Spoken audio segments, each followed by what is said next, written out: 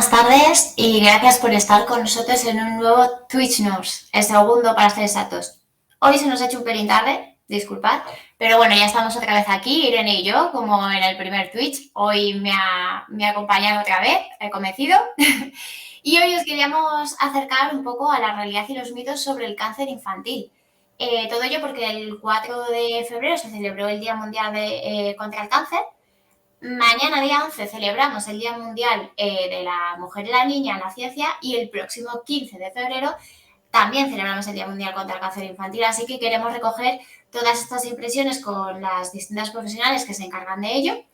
Y bueno, todo esto lo vamos a fusionar en este coloquio de hoy y hablaremos, pues eso, del cáncer infantil con los profesionales que lo tratan, pero que además entre estos profesionales mucho tiene que ver la investigación enfermera, ¿no es así, Irene? Buenas tardes, Ana. Gracias de nuevo, lo primero, por volver a invitarme. No nos salió tan mal la primera vez. Y como decías, esa va a ser la temática que vamos a tratar hoy. Hoy vamos a hablar con Marta González, también vamos a hablar con Eva Burgos, con Isabel Montero y con Julia Ruiz, con las que podremos recoger esas distintas áreas por las que puede pasar un niño o una niña con diagnóstico de cáncer, tanto el pediatra oncológico como enfermeras de oncología, enfermeras investigadoras y de práctica avanzada, y también abordaremos el otro lado del diagnóstico, el de aquella madre que recibe la noticia, y todas ellas provienen del Hospital Niño Jesús de Madrid. Pues así es, Irene, todas han aceptado y desde aquí muchísimas gracias a todas. A Isabel hoy no la tenemos aquí, pero tuvimos una entrevista con ella el pasado lunes, luego os ponemos el vídeo y lo vamos a fusionar también en este coloquio. Irene, si te parece, vamos a poner un poco en contexto cómo están los datos a día de hoy, ¿vale? Según la OMS, cada año padecen cáncer alrededor de unos 400.000 niños y adolescentes de entre 0 y 19 años. La mayoría de los cánceres infantiles, y esto es muy importante decirlo, se curan, ¿vale? Hay muchos mitos acerca de esto, pero nosotros vamos a afirmar desde aquí que se curan la mayoría, aproximadamente un 80%. Pero también es importante destacar dónde sucede esta cifra, y es que no en todos los países sucede lo mismo. Esto sucede sobre todo en los países con recursos. Y hablando de esto, vamos a remarcar la campaña que lanzó la OMS este año por el Día Mundial contra el Cáncer, en el que reivindican una atención equitativa entre los pacientes con y sin recursos a través de este hashtag por unos cuidados más justos. Eso es, Ana. Vamos a seguir hablando de datos porque en los países con menos recursos la estadística de curación del cáncer infantil está por debajo del 40%. Eso es una clara diferencia que debemos frenar entre todos. Pero de esto, de cuánto se cura, los avances y los mitos que versan a favor del miedo también cuando diagnostican un cáncer infantil, vamos a hablar con nuestras invitadas. Queremos hacer un recorrido por ese tratamiento y cuidado que recibe la población pediátrica con cáncer y para ello queremos empezar por la profesional que lo diagnostica por primera vez. Hablamos de la pediatra oncológica. Hola Marta, ¿cómo estás? Bienvenida.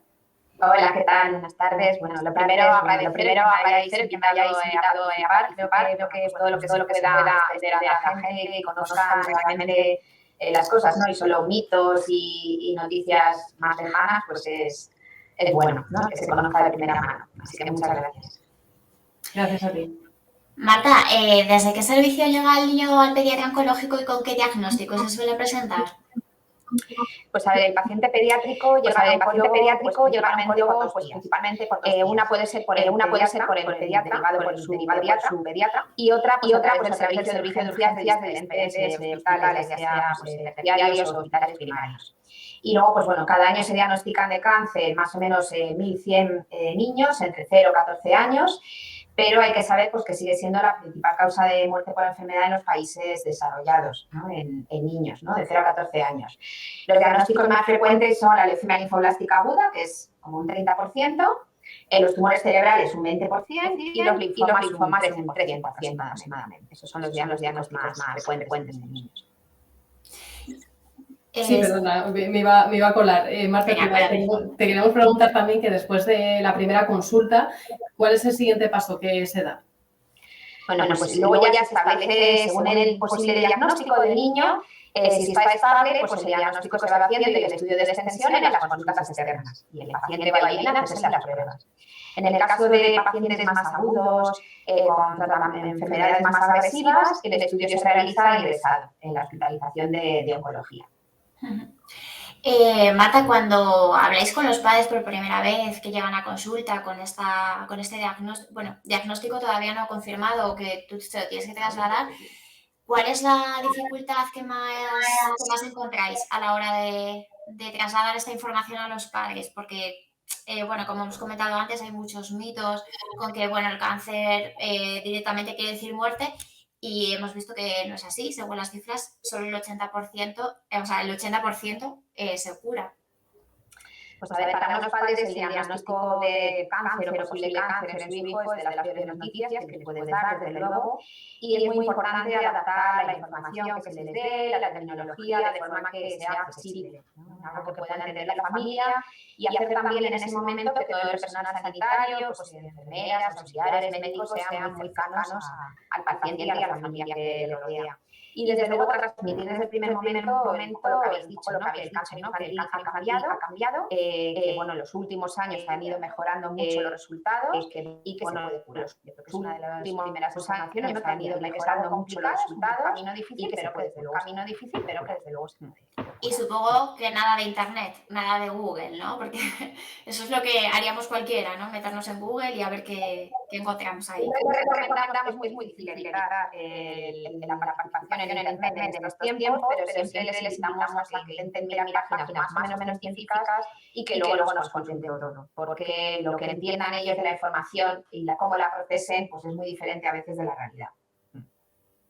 Marta, antes hablábamos de introducción de intentar también destronar ciertos mitos y se han hecho muchas campañas también para concienciar del trasplante de médula y queríamos saber en este punto si crees que en los últimos años se ha perdido un poco el miedo a ser donante de médula y también en concreto en el caso del cáncer infantil, ¿qué papel juega el trasplante de médula?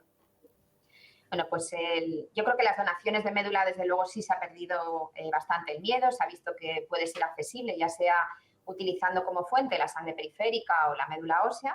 Eso se ha ido acercando a la gente para que vea que realmente, bueno, pues no es algo tan complicado y que se puede ayudar mucho a los niños y a los pacientes que lo necesitan.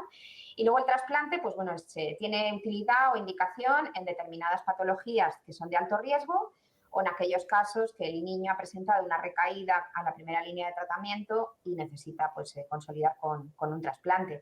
Pero el trasplante también ha evolucionado mucho. Ha evolucionado en cuanto a las fuentes de progenitores, en cuanto a los tipos de donantes que se utilizan, también pues a las plataformas de manipulación y terapia post-trasplante, de forma que ha ido mejorando mucho todos los resultados y ha mejorado también la calidad de vida de estos pacientes. Y Marta, ¿cómo funciona la quimioterapia y la radioterapia en los niños? ¿Y por qué se dice que hay mayor cura en la población infantil, en la población pediátrica, más que en la adulta? Pues a ver, el porcentaje de curación efectivamente en los niños, lo que hemos dicho, ha pasado como a un 80% y eso depende, pues por un lado, del paciente pediátrico y sus características. Así como el paciente adulto tiene muchas comorbilidades, pues suele ser de base, ya tiene problemas de hipertensión, diabetes, o sea, problemas ya adquiridos a lo largo de su historia.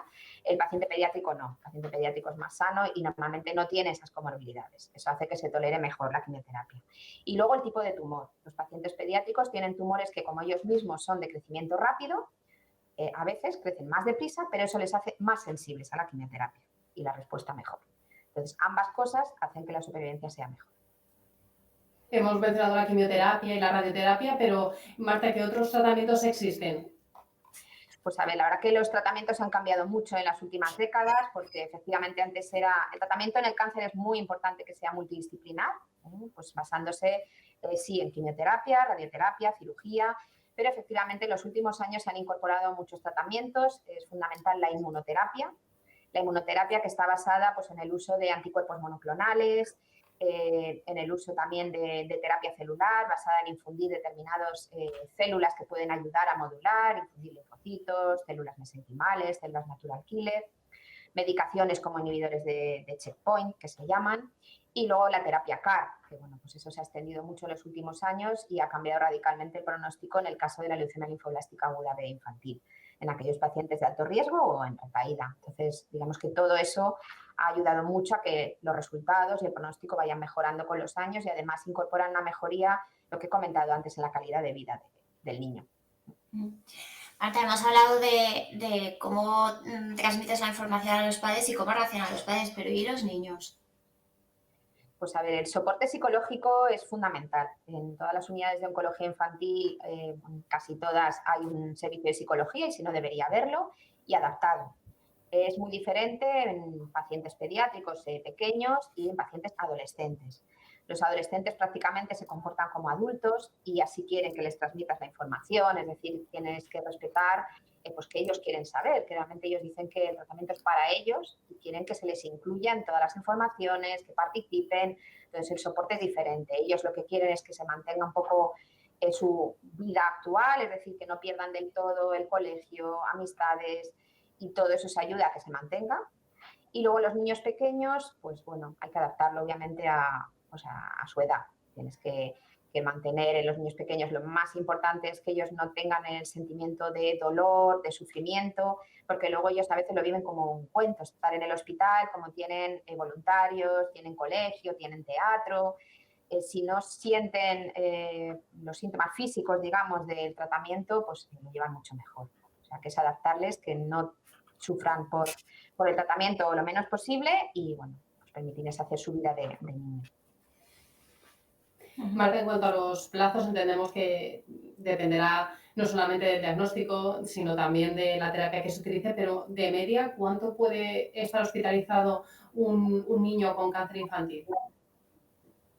Normalmente el diagnóstico es cuando más necesitan ingreso hospitalario, depende del tipo, como has dicho, pero al diagnóstico pues el primer mes sí que suelen estar ingresados y luego se intenta disminuir los periodos de ingreso lo más posible y que se hagan el resto de tratamientos mucho ambulatorio. Hay ciclos de quimioterapia que son muy agresivos porque les bajan las defensas y sí que necesitan estar, pues a veces cada ciclo estar ingresados 3 semanas, pero sobre todo es al principio, con los primeros 5 o 6 meses de tratamiento.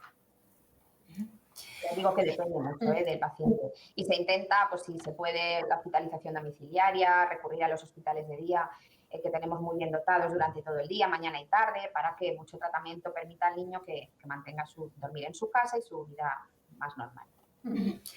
Tras este tratamiento y la hospitalización, cuando bueno, ya salen del hospital, imagino que el seguimiento es continuo año tras año, dura para siempre o hay un momento en que ya dices, vale, esto está curado ya para siempre, ha desaparecido totalmente.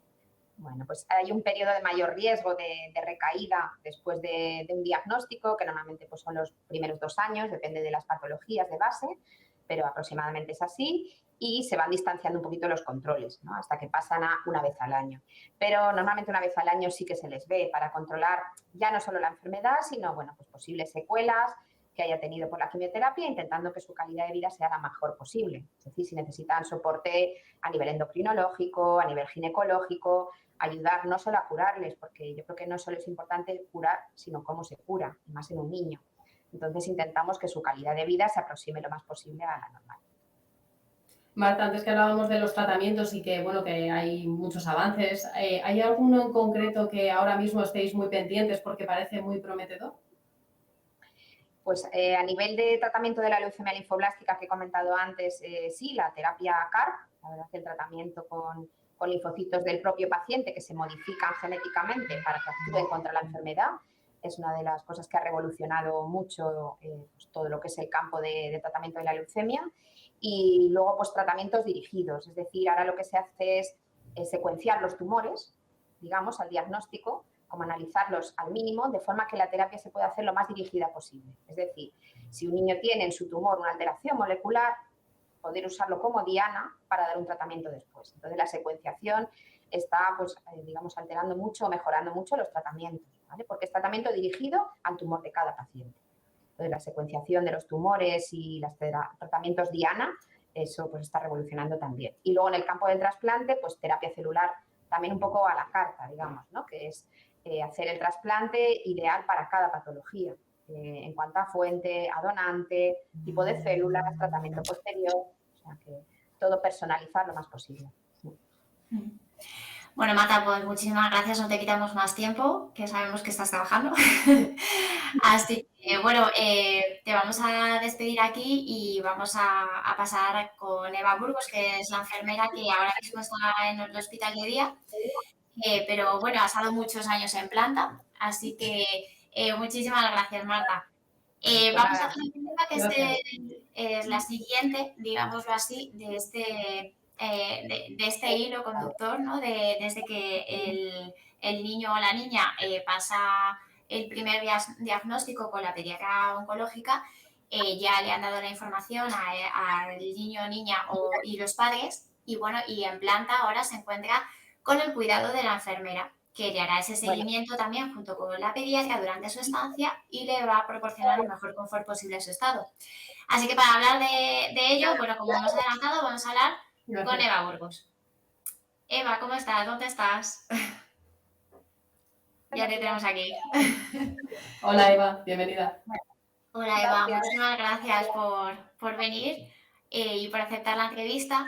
Queríamos preguntarte cómo entablas esta primera relación, tanto con el niño como con los padres, después de este primer diagnóstico que para nada ha debido de ser fácil para ellos. Y bueno, si a veces os encontráis con algún problema o cómo os reciben normalmente. Bueno, pues sí, es verdad que bueno, un diagnóstico de este tipo en un niño pues es realmente pues devastador, ¿no? Para la familia, para los padres y bueno, es complicado, ¿no? Nosotros siempre hablamos que se produce como un tsunami, ¿no? En la familia porque llega el diagnóstico y afecta no solo al niño, sino a todo el entorno, a los hermanos, a los padres, bueno, pues a toda su familia, ¿no? Entonces, bueno, pues es verdad que a nosotros llegan pues con mucha angustia, con un miedo tremendo, ¿no? A lo que pueda, al futuro inmediato y a más a largo plazo, ¿no? Entonces, bueno, pues es verdad que nuestro primer contacto suele ser en un momento que están muy vulnerables y pues nosotros, el personal de enfermería en general, pues vamos a ser un poco la conexión entre todo el equipo, ¿no? Porque estamos más tiempo con ellos. Yo cuando me llega una familia con un diagnóstico nuevo, mi modo un poco de acercarme a ellos es decirles que vamos a hacer un equipo entre todos, o sea, vamos a tratar de ayudarles y van a formar parte de un grupo de personas que vamos a estar con ellos, desde los médicos, o sea, participando los padres, el niño y luego también el resto de los profesionales, el psicólogo, el trabajador social, todos los compañeros de enfermería, el celador, o sea, cualquier profesional que formamos todo el equipo, pues van con nosotros a hacer ese camino que les digo que no es fácil, pero bueno, que siempre van a estar acompañados, que van a estar siempre con todas las cosas que vayan surgiendo, pues ayudados y que no les vamos a dejar. Entonces, bueno, pues es difícil al principio, pero luego es verdad que van progresivamente viendo que eso es una realidad, porque tratamos allí siempre, ya digo, de cubrir todas las problemas que vayan surgiendo y entonces pues se van tranquilizando, se van adaptando y claro, pues el personal de enfermería pasa mucho tiempo con ellos y pues bueno, pues vamos poco a poco e incluso lo van normalizando. Eva, estamos hablando de lo difícil que es tanto para los niños como para los padres recibir esa noticia, pero también para vosotras no debe ser fácil digerir esa situación, sobre todo me imagino que requiere una sensibilidad extra cuando se trata de niños y ver eso en el día a día. ¿Cómo gestionas tú esas emociones en tu trabajo? Sí, es verdad que, bueno, pues en general yo siempre digo que la unidad de oncología pediátrica no es una unidad triste, es un sitio lleno de vida, de alegría y vivimos momentos en general muy buenos. Luego hay días malos, como es lógico. Lo que pasa que bueno, pues lo que decía antes, establecemos una relación con la familia muy estrecha, muy cercana y bueno, pues ellos con nosotros tienen mucha confianza y es verdad que hay determinadas familias o determinados casos que te pueden llegar un poco más porque somos personas con sentimientos y tampoco nos tenemos que negar a ello. Entonces, bueno, pues ahí está un poco tienes que buscar de tus propios recursos para un poco diferenciar, ¿no? Pero en general, el hecho de establecer una relación personal o más estrecha no significa que te vaya a afectar luego fuera, ¿no? Porque tú tienes luego tus vías de escape, tu familia, tu ocio. Y bueno, tú sabes siempre que es tu trabajo, vas a dar lo máximo para que ese niño y esa familia estén bien cuidados. Y si el caso pues va saliendo todo bien, pues te da mucha satisfacción, ¿no? Haber participado de todos esos cuidados. Y si el caso desgraciadamente pues no sale bien, siempre te queda ese consuelo de haber hecho todo por esa familia, ¿no? Y es verdad que cuando contactan con nosotros después, siempre nos lo expresan, que se han sentido acompañados, que se han sentido cuidados máximamente de todo, ¿no? Con todos los medios, ¿no? Técnicos, humanos. Entonces, es verdad que es un trabajo duro, pero es muy enriquecedor para la profesión de enfermería. Sí, es una de las preguntas que yo te quería hacerte, Eva. ¿En qué momento decides ser enfermera oncológica con todo lo que conlleva eso, además? Bueno, pues fue un poco... con la primera experiencia siempre estuve con niños de oncología, tenía otras especialidades, pero esta siempre me atrapó, me gustó mucho, y cuando tuvimos que decidirnos por estar en un sitio u otro, pues elegí la oncología ya hace 30 años y la verdad es que no me arrepiento. O sea, me apasiona mi trabajo del día a día con los niños, con las familias, y ya digo, como antes, que es un trabajo en el que la enfermería es fundamental. La verdad es que nos sentimos pues, dentro del equipo pues parte pues importante, ¿no? Y entonces eso te da mucha satisfacción, ¿no? A nivel personal y profesional. ¿Cuáles son, Eva, los cuidados de los que se encarga una enfermera con un paciente pediátrico? Sí, bueno, pues a ver, nosotras lo que en la planta y tanto en hospitalería, en todos los puntos de la unidad, pues eso, tenemos que administrarles el tratamiento. El tratamiento, bueno, es la quimioterapia normalmente. Luego tenemos, ahora como ha dicho Marta, pues ha evolucionado mucho y tenemos muchos tratamientos que no son directamente quimioterapia, son inmunoterapia, son anticuerpos. Entonces, bueno, pues administramos los tratamientos y luego también pues tenemos que saber cuidarles en las complicaciones, ¿no? Las complicaciones que pueden surgir, porque estos niños, pues la quimioterapia les produce baja de defensas y pueden pues eso, empezar con fiebre. Tenemos que administrarles los tratamientos, saber muy bien vigilar todas las complicaciones y bueno, pues eso en general. Luego está la unidad de trasplante de médula, que conlleva sus peculiaridades, ¿no? Para hacer todo el proceso del trasplante. Pero en general, pues eso, tenemos que administrar todos los tratamientos y cuidar al niño y a la familia. Dentro de estos tratamientos, supongo que una de las cosas que más preocupan a los padres es el dolor que puede sentir el niño a raíz pues, de la quimioterapia, de la radioterapia, la medicación y todo lo que conlleva el diagnóstico que al final le dan.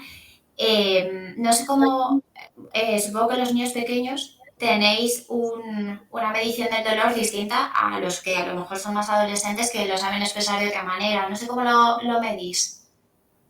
Sí, bueno, disponemos de varias escalas del dolor según la edad que tiene el niño, ¿no? En las escalas de edades más inferiores, pues se usan más los gestos, los signos de llanto, de movimiento, de irritabilidad, y según va avanzando la edad, pues usamos escalas en las que ellos mismos nos pueden determinar un valor numérico del dolor. Y es verdad que te sorprendes como ellos saben perfectamente decirte el dolor que están pasando, los más mayores, ¿no? Entonces te dicen una cifra y tú en eso pues ya lo vas valorando, cómo responden a los analgésicos, y ellos saben comparar perfectamente. En los más pequeños, pues lo que he dicho, tenemos varios signos que nos pueden... Siempre se intenta que cero dolor es nuestro objetivo, no siempre a lo mejor se puede cumplir, pero bueno, que tenemos métodos y siempre ante la duda de si está habiendo dolor o no, siempre vamos a tratar de controlar. Respecto a eso tengo dos preguntas, porque bueno, hay incluso pacientes bebés recién nacidos o que tienen muy pocos meses en eso supongo que la escala de dolor será incluso más difícil. Y luego otra de las preguntas que te quería hacer es que si es muy elevado el dolor que se puede sentir, porque es otro de los mitos que queremos derribar, que se encuentra por internet, que el dolor es exagerado y bueno, desde profesionales de oncología cercanos a nosotros nos han dicho que eso es otro de los mitos que les gustaría también eliminar. Bueno, en general ha cambiado también mucho, todo, ha evolucionado todo, ¿no? Entonces, es verdad que siempre que hay una técnica que va a ser más agresiva, por supuesto que el niño se le hace una sedación controlada con los compañeros de la UBI y, bueno, en ese caso, o sea, antiguamente a lo mejor es verdad que no se contemplaba tanto, pero ahora mismo cualquier técnica que vaya a ser dolorosa, como una biopsia, una endoscopia, una punción, pues siempre les llevamos a la UBI y eso se hace dormidos, sedados. Y se intenta minimizar pues todas las, bueno, pues sufrimiento que podamos, ¿no? Tenemos luego, o sea, desgraciadamente tenemos que pincharles, tenemos que hacerles sondajes, cosas que no se pueden hacer una sedación, pero bueno, tenemos algunos recursos para minimizar ese dolor que pueden pasar puntualmente, ¿no? Pues unos sprays, anestésicos, cremas, y bueno, pues tratamos. Y luego una cosa muy importante en pediatría respecto al dolor es cuando tengas que hacerle un procedimiento a un niño, por muy pequeño que sea, tenemos que intentar explicarles lo que les vamos a hacer, no mentirles, porque luego si no, pues no van a confiar en nosotros. Se adecua la información a la edad que tienen y se les realiza el procedimiento que tengamos que hacer. Y bueno, ellos poco a poco pues se suelen ir adaptando. Es verdad que les cuesta, pues lógicamente, pero bueno, te pueden sorprender mucho niños que al principio tienen mucho rechazo a todas las técnicas, luego van adaptándose y bueno, pues colaboran bastante. No todos, pero bueno, en general, la verdad es que... Y luego, pues una vez que si tenemos complicaciones que va a surgir el dolor, siempre ante la duda, ya os digo que siempre se trata con analgesia oral, intravenosa, en perfusión continua de opiáceos, morfina, entonces eso se contempla mucho. O sea, no se deja a un niño que tenga dolor si se puede evitar. Y Eva, una vez que el niño abandona el hospital, vuelve a su casa y tiene que seguir un tratamiento, imagino que aquí se dan una circunstancia y es que los padres imagino que tendrán miedo a cómo seguir con esos cuidados y a ti también en concreto te queríamos preguntar que si encuentras alguna dificultad a la hora de enseñarles a los padres cómo cuidar a sus hijos en su domicilio, en su casa. Bueno, la verdad es que ese es un aspecto bastante importante de nuestra profesión, ¿no? El personal de enfermería les tenemos que formar cuando están ingresados o cuando acuden a hospital de día para que ellos en casa sean capaces de cuidar al niño. Tenemos que implicarle mucho en los cuidados para que ellos luego se encuentren seguros en casa. Entonces, desde los cuidados de la higiene, de la boca, incluso pues ellos son capaces tienen catéteres en la piel, curarles el catéter en casa, les damos el material y les enseñamos y ponerles inyecciones para subir las defensas. Todo eso les formamos nosotras para que ellos sean capaces de hacerlo en casa y evitar muchos desplazamientos al hospital que son innecesarios si ellos lo hacen. Y luego también, muy importante, formarles en qué tienen qué signos de alarma tienen que saber detectar para tener que acudir al hospital o cómo actuar ante todas esas complicaciones. Si tienen fiebre, si tienen sangrados, si tienen vómitos, todo eso ellos saben cómo actuar porque nosotros recalcamos mucho esa información y luego también disponen pues, de un teléfono 24 horas de la planta nuestra por si tienen alguna duda y les surge en cualquier momento. Entonces están siempre apoyados por toda esa información. Suelen ser bastante receptivos a todo.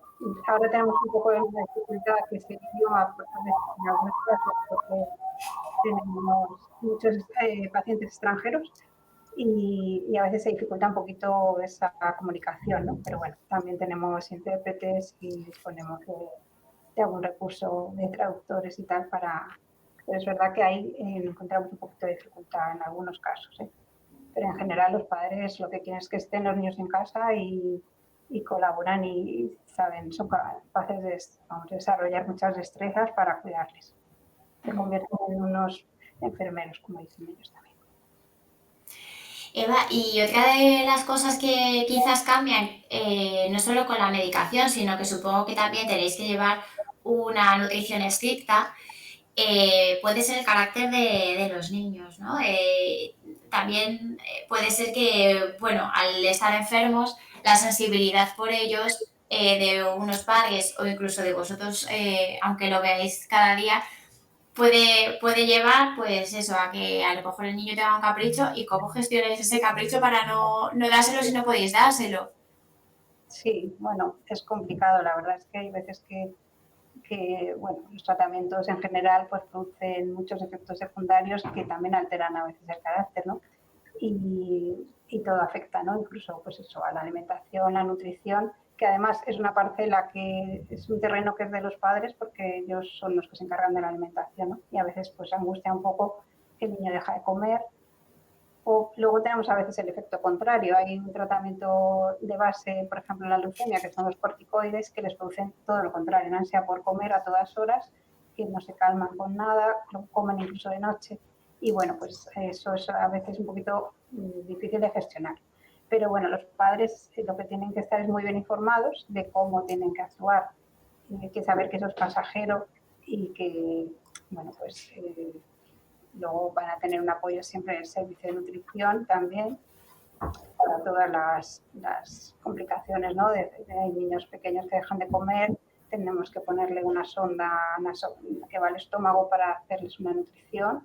Los padres aprenden a poner la nutrición en casa y a dar batidos hipercalóricos, en fin.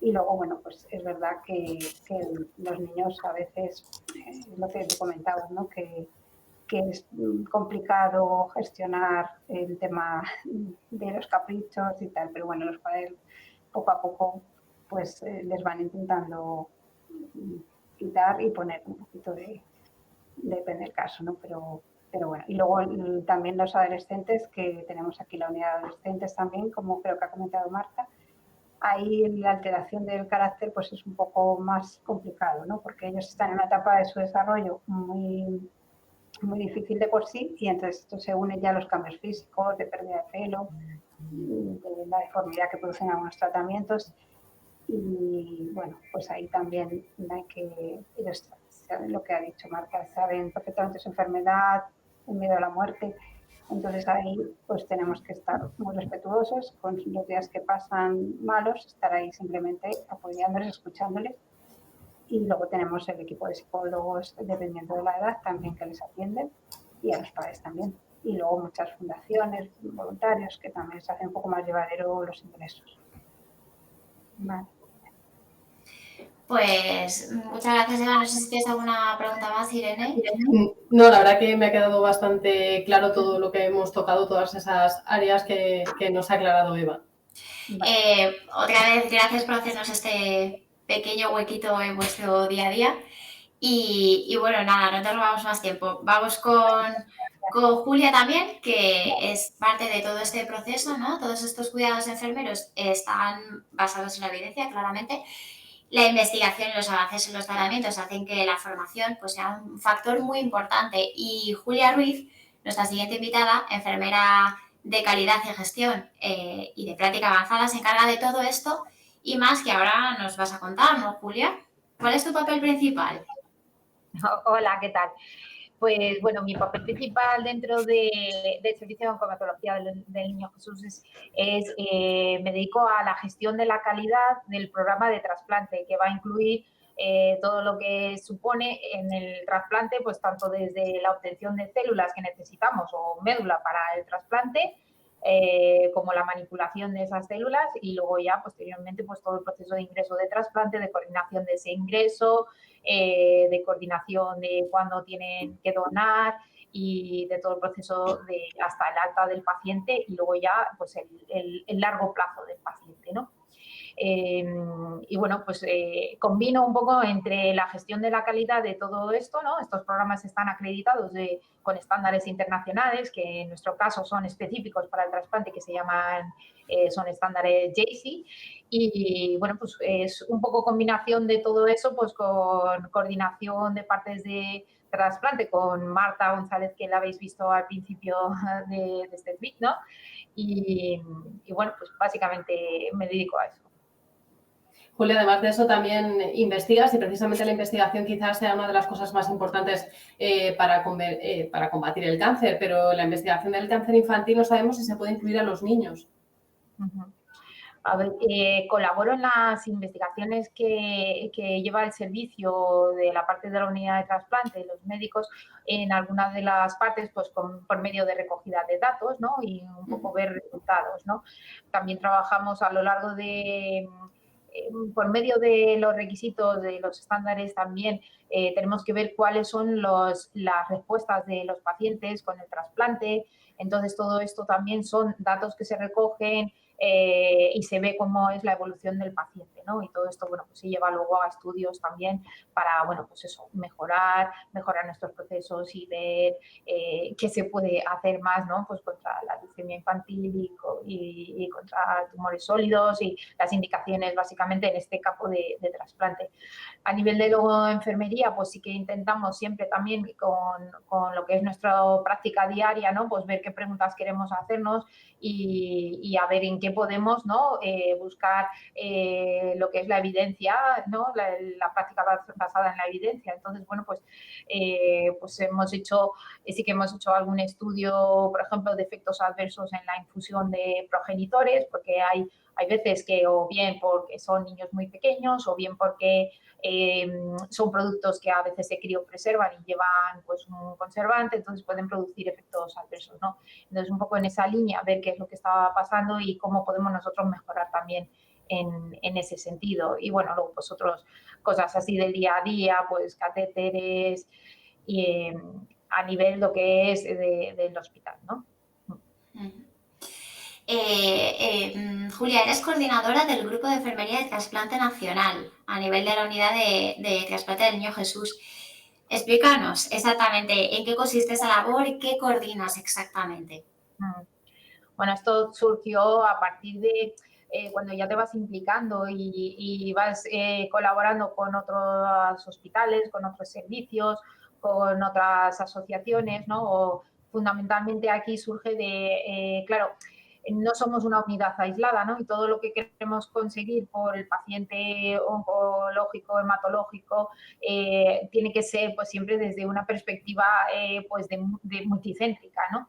Entonces, pues, como sabéis, pues están las sociedades científicas y nosotros pues nos hemos vinculado mucho con la sociedad científica del GET, que es el Grupo Español de Trasplante de Progenitores y Terapia Celular. Este grupo pues tiene diversos grupos de trabajo y el grupo de enfermería, ¿no? Entonces, bueno, pues como es fundamental que estés implicado en estas sociedades para ir avanzando, pues bueno, pues te vas implicando en el grupo de enfermería, pues se van proponiendo cosas, se van haciendo estudios, haciendo guías y al final, bueno, pues es un ámbito que es interesante, donde compartes con otras enfermeras y, bueno, pues llegó un momento en el que me proponía que me presentara para coordinar el grupo a nivel nacional y, bueno, pues estoy ahí, me eligieron de coordinadora de ese grupo, entonces, pues hay un contacto muy intenso, muy networking, como queramos llamarlo, ¿no? Pues con todos los centros a nivel nacional que hacen oncohematología y trasplante, tanto de adultos como de pediatría. Entonces, bueno, pues es un grupo muy activo, que está muy motivado y, bueno, pues hemos hecho bastantes cosas desde ya en temas de investigación, pues hemos estudiado la ratio enfermera-paciente, algo que era desconocido, bueno, que es desconocido en muchos ámbitos, ¿no? de nuestra práctica diaria y sí que lo hemos estudiado, cómo era hacer la foto de cómo era esa ratio en nuestras unidades de trasplante y hematología, porque sí que era importante, la posibilidad, ¿no? de aumentar, de disminuir en función de cómo están los pacientes y de la gravedad y sus necesidades en ese momento, ¿no? Entonces, bueno, pues esa es una de las labores que hemos hecho y luego pues sí que guías para pacientes, todo siempre muy orientado a la seguridad del paciente, a información al paciente y bueno, múltiples proyectos que van en marcha en ese grupo. Y Julia, a nivel de formación, ¿qué crees que podría faltar en el grado de enfermería en este campo de la práctica avanzada? Yo creo que, o sea, sí que es verdad de que cuando yo estudié, ¿no? A lo que ya estudian los alumnos hoy en día, pues es verdad que toda la parte de investigación sí que está bastante más desarrollada. O sea, que yo veo que muchas veces, ¿no? Nosotros de nuestra generación, digamos, ¿no? Tenemos que ponernos más las pilas muchas veces en lo que es todo tema de investigación. Y yo creo que ahí sí que vienen preparados, ¿no? Y entonces, quizás, o lo que yo les diría, ¿no? Es en dar la visibilidad real de lo que es la enfermera dentro de los equipos, ¿no? Yo creo que aún somos muy tendentes a dar poca visibilidad a la enfermería, a las enfermeras, a lo que hacemos, al papel que podemos jugar de enfermera práctica avanzada, que si bien no solo está reconocido a nivel marco conceptual como, ¿no? Y no a un nivel de marco legal, ¿no? Pero funciones que podemos hacer, toma de decisiones que yo creo que todavía hoy en día nos falta, ¿no? Ese ímpetu o ese papel de toma de decisiones pues en los cuidados del paciente y en los tratamientos, ¿no? Como uno más del equipo, ¿no? Desde la perspectiva enfermera que yo creo que lo necesita el paciente, ¿no? Tener esa perspectiva. Entonces, para mí eso sería lo que ¿no? Faltaría un poco más a desarrollar, toma de decisiones, la enfermera práctica avanzada, hacer esa visibilidad de la función de enfermera dentro de los equipos.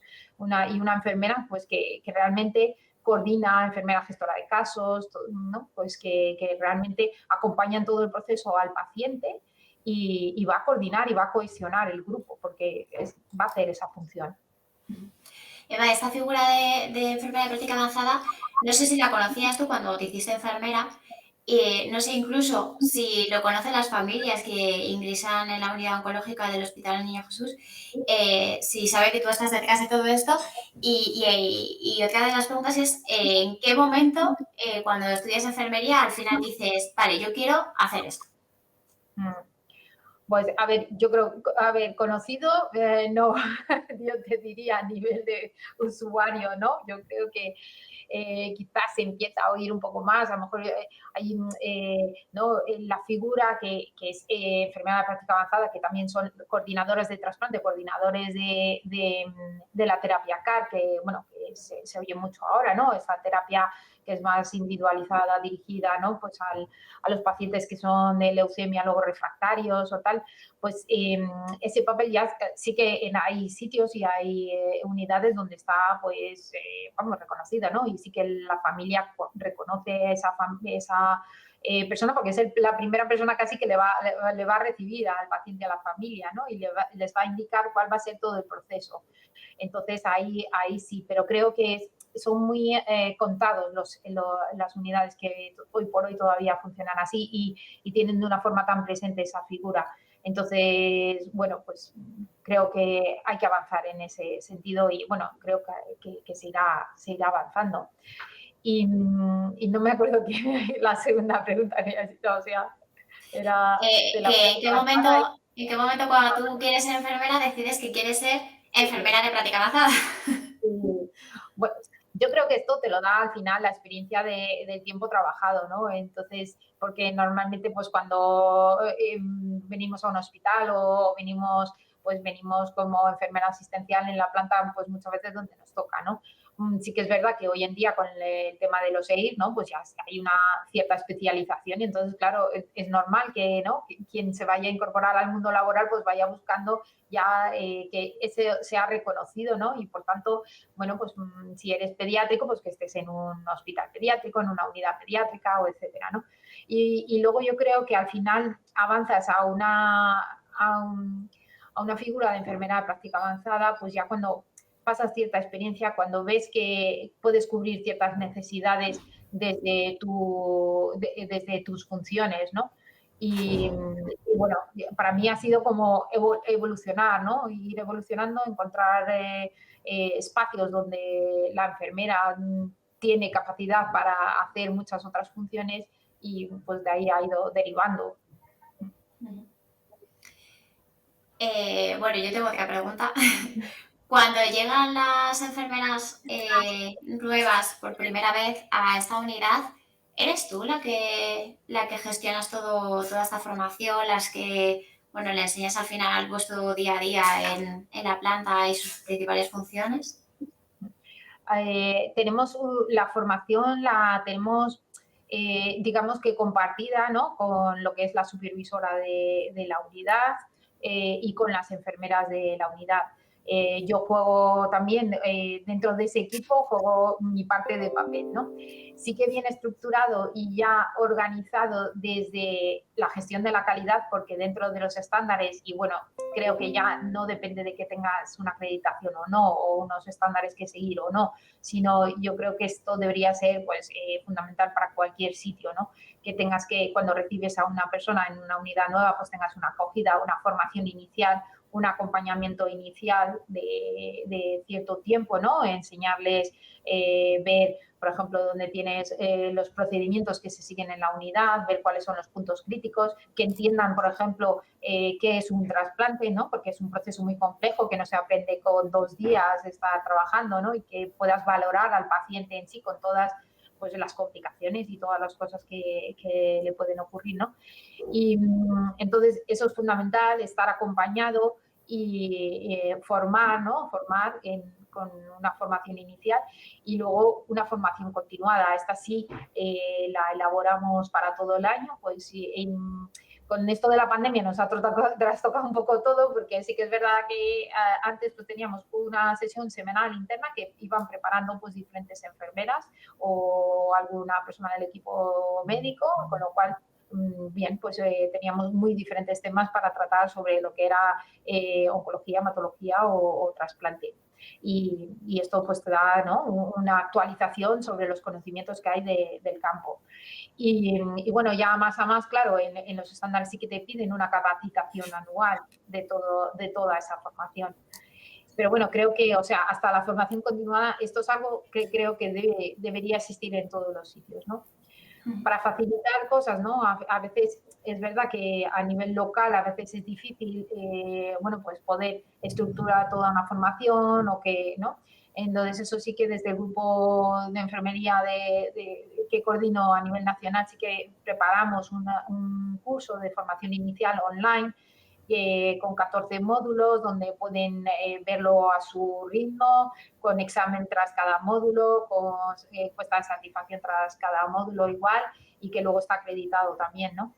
Entonces, que creo que también es una buena opción, ¿no? Que eso combinado con lo que se vaya a hacer en el servicio, pues también facilita que la gente que venga, pues, pueda formarse, ¿no? Pues muchísimas gracias, Julia. Hoy estoy preguntando, así que no voy a hacer ninguna pregunta más. Gracias, Julia. Gracias por tu tiempo, Julia. Pues nada, Irene, yo te quería comentar que, bueno, lo de esta figura de la enfermera de práctica avanzada sí que la hemos integrado muy bien en Fuden con estos itinerarios anuales que tenemos y bueno, y hemos apostado también por meterlo dentro del liderazgo. Entonces, me interesaba mucho, estaba muy productora porque me interesaba mucho, ya que es más desconocida. Pero bueno, creo que ya hemos terminado hasta aquí lo que es esta línea conductora que sigue la familia una vez que se diagnostica el cáncer. Solo nos faltaría preguntar pues el otro lado, ¿no? Que es esa madre o ese padre que recibe la noticia. Hemos hablado con Isabel Montero, como ya he dicho al principio, no ha podido venir hoy, por eso hablamos el lunes y no queremos que os perdáis lo que nos ha contado, así que os vamos a dejar con esta entrevista y luego ya nos despedimos de vosotros. Isa, lo primero que te quiero preguntar es cómo reaccionasteis cuando os dijeron que Miriam tenía un linfoma de Hodgkin y quién os lo comentó y cómo os lo informó. Vale. Pues mira, la verdad que a mí no me pilló muy de sorpresa porque Miriam llevaba ya un año que, bueno, le hicieron una analítica al médico de cabecera rutinaria y le salió unos resultados, pues, feos, entre comillas. Entonces estuvimos prácticamente todo el 2018 haciendo analíticas, siempre salían feas. Pasé por varios médicos, pasé por un hematólogo, un internista, otro hematólogo. Y bueno, nada daba la cara, ella se encontraba bien, lo único que la analítica era muy fea. Entonces yo, bueno, como madre tenía ese miedo de que Miriam pudiese tener algo grave, de hecho se lo preguntaba a los médicos Y bueno, digamos que a mí no me pilló muy de sorpresa. A ella y al resto de la familia sí que fue un palo fuerte porque finalmente Miriam, el día de su cumpleaños, el día que cumplía 17 años, jugando así con la cruz que llevaba puesta, pues se vio un bulto en el cuello. Y yo cuando vi el bulto en el cuello, la verdad que dije, bueno, ya está aquí, ya he dado la cara, cogí todo el historial de todo el año de médicos, nos fuimos al Hospital Niño Jesús y ahí enseguida le hicieron una placa de tórax y ya nos dijeron que teníamos que ingresar en oncología y bueno, ahí fue cuando empezamos a ser conscientes de la gravedad del tema. Entonces, para ella fue más sorpresa, obviamente, porque ella veía que la analítica la tenía mal, pero yo tampoco le transmití ni miedo ni nada. Yo quería que ella viviese con toda la normalidad todo y para ella sí fue un poco más de sorpresa, pero digamos que yo ya iba imaginando durante un año, me fui haciendo la idea de que algo no estaba bien. Os dijeron que tenía que ingresar en la planta de oncología, pero os dijeron en ese momento qué es lo que la pasaba, qué es lo que tenía exactamente. Nos dijeron que tenía una masa en el mediastino y que tenían que hacerle un montón de pruebas para ponerle nombre y apellidos, pero claro, ya al decirnos que ingresábamos en la planta de oncología, pues nos imaginábamos que era pues algún tipo de cáncer que en principio no sabíamos, no conocíamos muy bien. Que te digan que tienes una masa fea en el mediastino, pues no sabíamos asociar ni a qué tipo de cáncer ni nada. Y siempre te quedas con la cosa de que las pruebas digan que no es un cáncer y que sea pues una neumonía, porque al final es una mancha, o que fuese cualquier otro tipo de cosa, pero bueno, te vas haciendo la idea cuando te dicen que en oncología. ¿Sabías qué era cuando te dijeron que era un linfoma de Hodgkin? No exactamente, o sea, yo había oído hablar de muchos tipos de cáncer, pues me sonaba pues mucho más familiar a lo mejor la leucemia, el osteosarcoma. Bueno, aquí en principio todavía no sabíamos que era un linfoma, ¿vale? ¿Cuánto tardasteis en saberlo? En saberlo porque las pruebas ya habían puesto nombre y apellidos, pues quizá tardamos, claro, hubo que hacer biopsia, hubo que mandarlo a anatomía patológica, pues quizá más de 15 días. Pero bueno, más o menos nos iban diciendo los médicos que lo que estaban buscando era un linfoma. Yo no, me resultaba confuso el término de linfoma, no sabía exactamente de qué era. No era a lo mejor como la leucemia o yo qué sé, o la leucemia, o sea, la leucemia, el osteosarcoma. Yo he oído hablar más de otros tipos de cáncer y el linfoma me resultaba como que lo había oído muchas veces, pero no sabía asociarlo. ¿Y cómo os dijeron lo que era? ¿Y cómo os lo tomasteis vosotros? Bueno, pues nos lo dijeron cuando estuvieron todos los resultados, vinieron a la habitación, nos reunieron, nos dijeron que era un linfoma de Hodgkin, nos contaron en lo que iba a consistir el tratamiento, que iban a ser 4 meses de quimioterapia. Nos dijeron que lo ideal era que fuese, o sea, que con la quimioterapia se curase, pero que había veces que hacía falta dar radioterapia, que tenían más efectos secundarios y que, bueno, que había que ir viendo cómo iba evolucionando, pero que en principio lo que nos contaron fue eso, que eran 4 meses de quimio. Le ofrecieron a Miriam también la posibilidad de hacerle una estimulación ovárica y conservarle los óvulos por si acaso la quimio más adelante le afectaba. Y nada, entonces iniciamos ahí toda la estimulación ovárica y una vez extraídos los ovocitos, pues entonces empezamos con la quimio.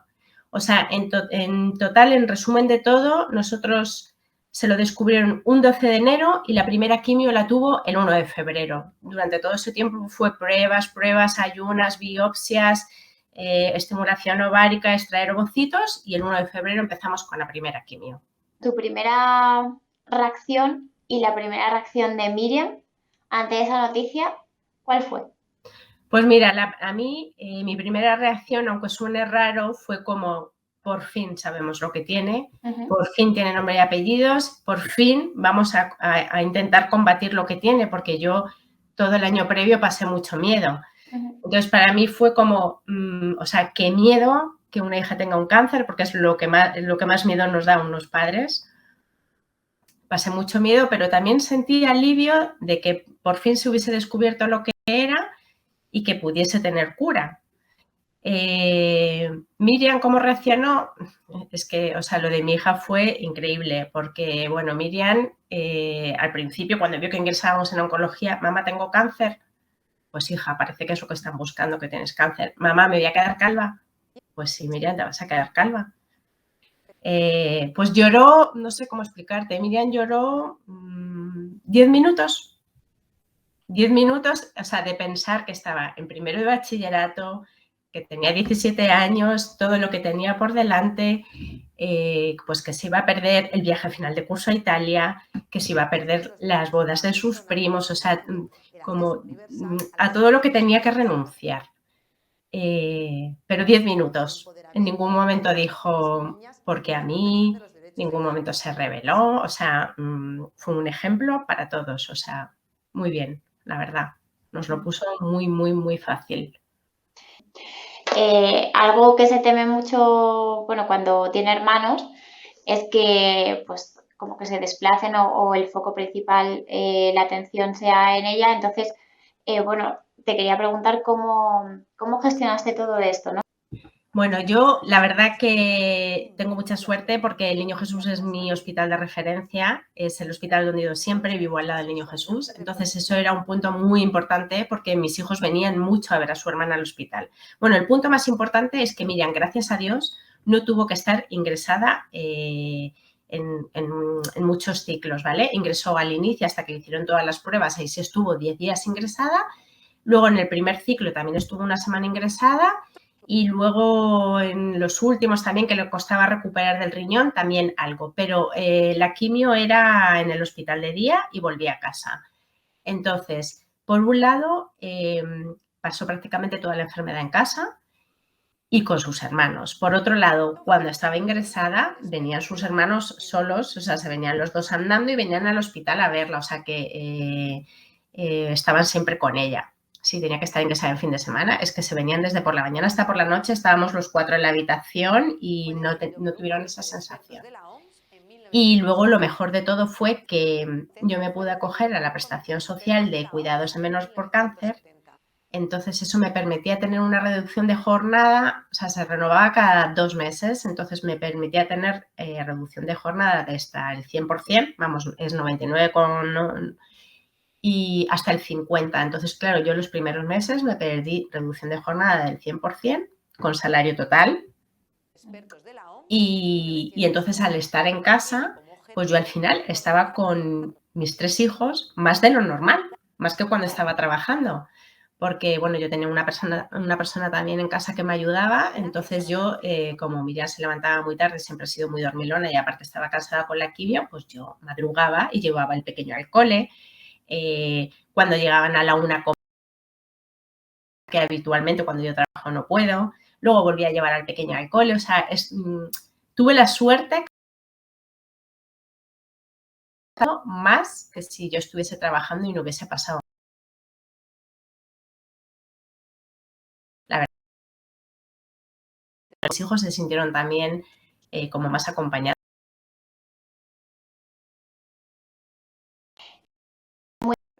Sobre todo para una madre, al ingresar tu hija en una planta de oncología, es el apoyo y la atención también de los profesionales que hay ahí, las enfermeras oncológicas, la pediatra oncológica. Sí, un vínculo enorme.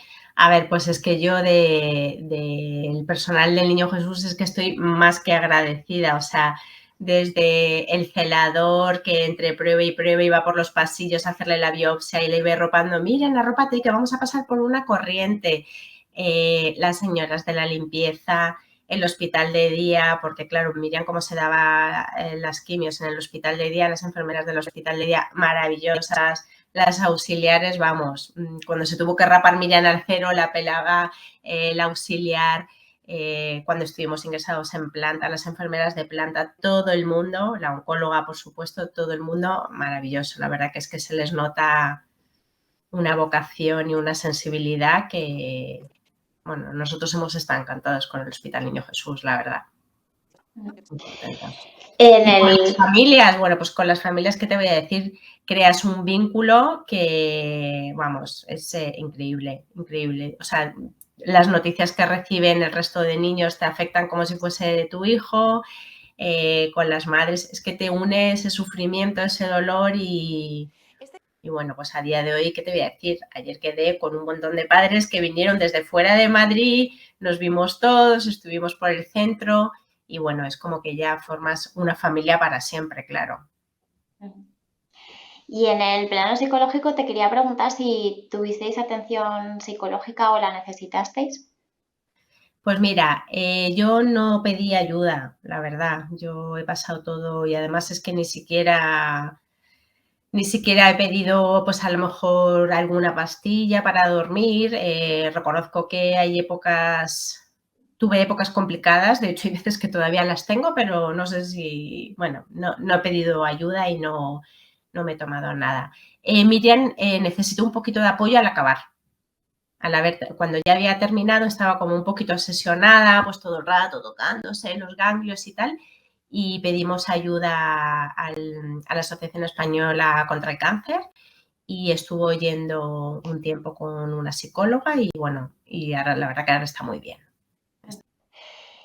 Cuando os dicen que os podéis ir a casa, ¿tuviste miedo o tu reacción fue genial? Pero bueno, supongo que te enseñaron, no sé si tenía una atención particular en el domicilio que teníais que seguir, un tratamiento que seguir desde vuestra casa, o cuál fue tu reacción.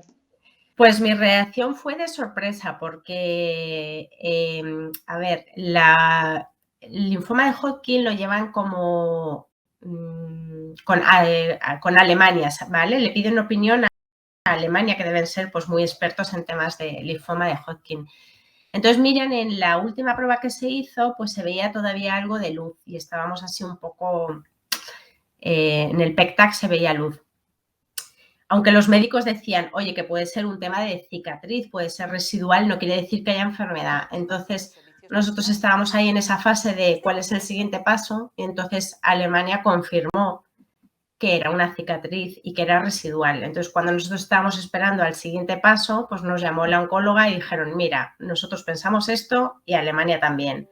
Así que os vais directamente a revisiones. Entonces, claro, fue como, ahí sí que no nos lo esperábamos porque estábamos esperando si el siguiente paso sería biopsia, no sé, y nada, pues era 23 de agosto, no se me va a olvidar, estábamos en Sevilla, teníamos una boda y fue el día más feliz de nuestra vida. Mira, que no tenemos que volver ya a revisión, que dice Alemania que es una cicatriz. Y bueno, allí, pues imagínate, en la boda con todos los primos, pues el mejor día de nuestra vida y de toda la familia, poder celebrarlo. Sí, sí, fue increíble. 23 de agosto de 2019, no se me va a olvidar nunca. Supongo que el cáncer también te cambia la perspectiva de la vida. No sé si os cambió a vosotros esa perspectiva. Pues mucho. A ver, lo primero, yo siempre he sido una persona que he disfrutado mucho de la vida y que he tenido muy presente que no sabemos cuándo se nos puede acabar, ¿sabes? Cuando la felicidad se nos puede ir. Y siempre he disfrutado mucho de la vida y le he dado poca importancia a lo que no es relevante. Esto aún me ha hecho vivirla con más fuerza, disfrutar de, ya me emociono, de cada abrazo de mis hijos, de si cada vez que les suena el despertador, porque quiere decir que están sanos, que van al cole, que van a la universidad, de poderles preparar el desayuno, o sea, en fin, de las cosas más rutinarias. Yo siempre las disfruto, pues de cada abrazo, de llegar con la llave y que salgan y me sonrían, de todo, ¿no? Entonces eso lo disfruto muchísimo y además porque he visto que el resto de familia, como a mí, y han perdido a sus hijos y bueno, pues tengo directo con todos los padres y sé lo que están viviendo y entonces eso me hace estar agradecida. Y luego aparte, pues he sido consciente de lo importante que es la investigación, que sin investigación no hay cura. Entonces, este año, bueno, en el año 2021, me metí en un proyecto precioso que reunía deporte y hacían un casting y me propuse prepararme un duatlón sprint a cambio de recaudar fondos contra el cáncer infantil y dar visibilidad, bueno, a la importancia de la investigación. Y nada, pues me preparé el reto, he recaudado un montón de dinero, bueno, he colaborado con El Sueño de Vicky, que tiene ha creado una unidad de tumores cerebrales en el Hospital del Niño Jesús. Y bueno, yo me preparé mi reto, he estado todo el año muy, muy, muy involucrada, vamos, desde los compañeros de trabajo, los comercios de mi zona. Bueno, yo trabajo en el Banco de Santander, también en las redes sociales de Santander, Ana Patricia Botín habló de mí, me invitaron con la reina, bueno, me he movido muchísimo, he conseguido recaudar 10.000 euros para la investigación y estoy súper contenta y espero colaborar en todo lo que pueda, claro, porque me he dado cuenta que es terrible. Cuando unos padres le dicen no podemos hacer nada más, es que ya no sabemos qué vas a hacer. Y la investigación es importantísima. Y lo de que el cáncer infantil esté considerada enfermedad rara y que reciba pocos fondos, pues tenemos que intentar hacer algo para que reciba más fondos y todos los niños diagnosticados con cáncer tengan cura. Bueno, mi pregunta más importante es ¿cómo está Miriam ahora? Pues está bien, se encuentra bien. Hoy hemos tenido revisión y nada, mañana nos darán los resultados, pero bueno, se encuentra bien, hace la vida de cualquier joven de su edad, está en la universidad, estudia, sale de fiesta, la vida normal de cualquier chica de 20 años. Está muy contenta y muy bien. Bueno, pues esta ha sido Isabel, la conversación que hemos tenido con ella. La verdad es que un amor de persona y una madraza, por lo que nos ha contado. Así que, bueno, yo... a ver que se me intercala aquí el sonido. Entonces, bueno, pues queríamos trasladaros para que vieseis todo lo que conlleva este diagnóstico y bueno, y ver las dos caras, ¿no? Desde los profesionales hasta los propios padres que lo sufren. Y bueno, pues nada, pues hasta aquí el Twitch News de hoy. Muchísimas gracias, Irene, por acompañarme una vez más. Gracias a ti, Ana, por invitarme y escuchándote. Y bueno, a ti y a todos los testimonios que hemos conocido hoy, creo que nos ha servido para hacernos una gran composición de todo lo que implica un diagnóstico de cáncer infantil, no solamente desde una perspectiva profesional, con lo que implica a nivel de cuidados y de tratamientos, sino también desde una perspectiva de una familia, cómo lo vive, cómo se sobrepone. Y creo que ha sido una gran enseñanza la de este Twitch News de hoy. Así que muchísimas